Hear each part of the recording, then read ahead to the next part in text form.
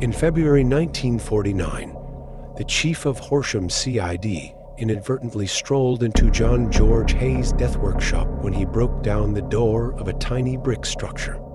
At that very time, the authorities put an end to a 6-year string of crimes that is among the most horrifying murdering sequences unearthed this century. Haigh had chosen his 6 victims carefully, all of whom were pals to differing degrees. He then lured them to an early death and methodically dumped their bodies in enormous oil barrels filled with sulfuric acid at a workshop specially outfitted for that horrifying purpose.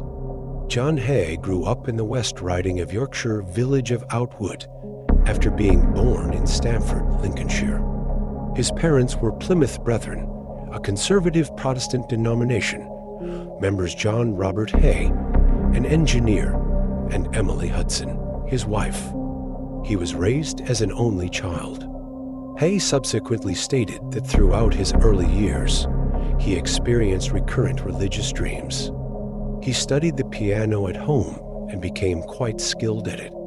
He frequently went to concerts and enjoyed listening to classical music.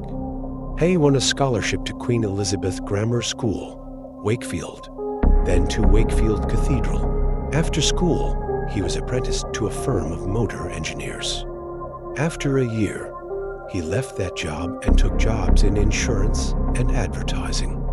Aged 21, he was dismissed after being suspected of stealing from a cash box, for after being fired, he moved on to forging car documents.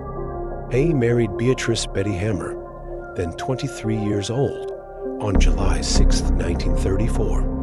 The marriage broke up quickly. Betty gave birth to a baby girl while Haigh was incarcerated for fraud in the same year that he was sentenced to prison. She then left Haigh and placed the kid for adoption. Haigh was shunned by his family after that. After relocating to London in 1936, Haigh worked as a chauffeur for William McSwan, a successful amusement arcade proprietor. He also kept McSwan's entertainment devices in working order. After that, he went by the name William Cato Adamson and claimed to be an attorney with offices in Chancery Lane, London. He allegedly obtained fake stock shares from his deceased clients' estates and sold them for less than market value. Someone saw that he had spelled Guildford incorrectly on his letterhead as Guilford and exposed his deception. Haigh was sentenced to 4 years in jail for fraud. Haigh was freed shortly after the Second World War began, but he continued to commit fraud and was given multiple prison sentences. He regretted leaving victims alive so they could come to him with accusations. And he was drawn to the story of French killer Georges Alexandre Surette, who used sulfuric acid to dispose of his corpses. Haigh conducted tests on field mice and discovered that the body disintegrated in under 30 minutes. He started working as an accountant for an engineering company in 1943. By coincidence, he ran across William McSwan, his former boss, in a Kensington bar not long afterward. Haigh was introduced to his parents, Donald and Amy, by McSwan. They employed McSwan to collect rent from their London properties, and Haigh grew jealous of his way of life. On September 6, 1944, McSwan vanished from sight. Haigh subsequently acknowledged that he had tricked McSwan into going into a Gloucester Road basement, struck him over the head with a lead pipe, and then placed his corpse in a 40-gallon barrel filled with pure sulfuric acid.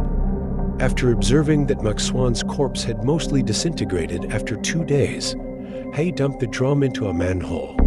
He informed McSwan's parents that their son had fled to Scotland in order to evade being drafted into the army. At that point, Haigh moved into McSwan's home and started taking care of McSwan's parents' rent. As the war was coming to a conclusion, they started to wonder why their son had not returned. He tricked them into going to Gloucester Road on July 2, 1945, by telling them their son was returning from a surprise visit in Scotland. There, he inflicted multiple blows onto their heads until they were dead.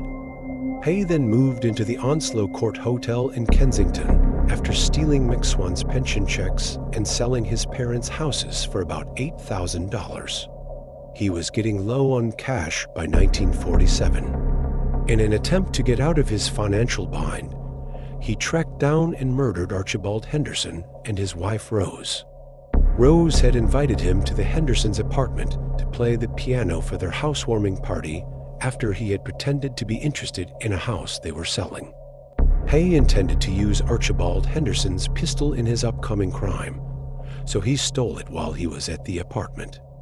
He transported acid and drums from Gloucester Road to 2 Leopold Road in West Sussex, where he rented a tiny workshop.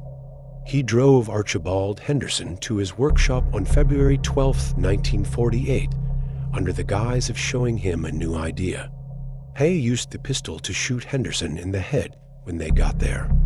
Then, using the pretext that her husband had become ill, Haigh enticed Rose Henderson to the workshop, where he also shot her.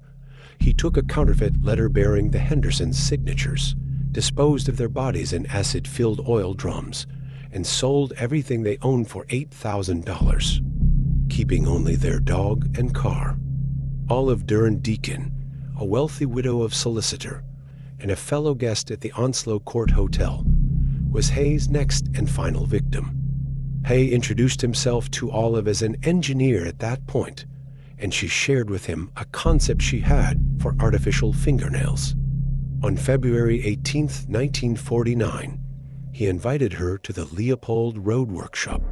Once inside, he took her valuables, including a Persian lamb coat, and shot her in the back of the neck with the .38 Webley pistol he had taken from Archibald Henderson. He then submerged her in an acid bath. Constance Lane, a friend of Deacon's, reported her missing 2 days later. Detectives soon discovered Haigh's record of theft and fraud and searched the workshop. Police found Haigh's attached case containing a dry cleaner's receipt for Olive Deacon's coat, and also papers referring to the Hendersons and McSwans. The workshop in Sussex rented by Haigh did not contain a floor drain, unlike the workshop he had rented at Gloucester Road in London. He, therefore, disposed of the remains by pouring out the container on a rubble pile at the back of the property. Keith Simpson's investigation of the area turned up 28 pounds of human body fat, a human foot, human gallstones, and a portion of a denture that Olive Deacon's dentist would later identify during the trial. Haigh asked Detective Inspector Albert Webb during questioning, "Tell me frankly, what are the chances of anybody being released from Broadmoor?" The inspector said that he could not discuss that sort of thing, so Haigh replied, "Well, if I told you the truth, you would not believe me. It sounds too fantastic to believe." After that, Haigh admitted to killing Deacon, the McSwans, and the Hendersons, in addition to 3 more victims, a woman from Hammersmith, an Eastbourne girl, and a young guy named Max. There was no evidence to support these allegations. Evidence from Haigh's trial, which took place at the Lewes Assizes, is currently housed in the Crime Museum at New Scotland Yard. Haigh claimed to have consumed the blood of his victims while pleading insanity. He claimed that as a young child, blood dominated his fantasies. His dream came back to him in March 1944, after he was in an automobile accident. "I saw a forest of crucifixes before me that gradually turned into trees. When I got closer, I saw that what was flowing from the branches was actually blood, rather than dew or rain. The trees started to drip blood, and the entire forest started to squirm. A figure emerged from every tree, collecting the blood. He came over to me when the cup was filled. 'Drink,' he commanded, but I was immobile." The Attorney General encouraged the jury to decide against Haigh's claim of insanity, arguing that he had intentionally done harm. Henry Yellowlees, one of the numerous witnesses David Maxwell called to testify about Haigh's mental state, stated that Haigh had a paranoid personality, and that the accused's absolute callous, cheerful, bland, and almost friendly indifference to the crimes which he freely admits having committed is unique in my experience. Haigh reportedly thought that a murder conviction would not be achievable if the remains of his victims could not be located. The jury took barely a few minutes to convict him. Mr. Justice Humphreys gave him the death penalty. Haigh was executed by hanging on August 10, 1949, by executioner Albert Pierrepoint.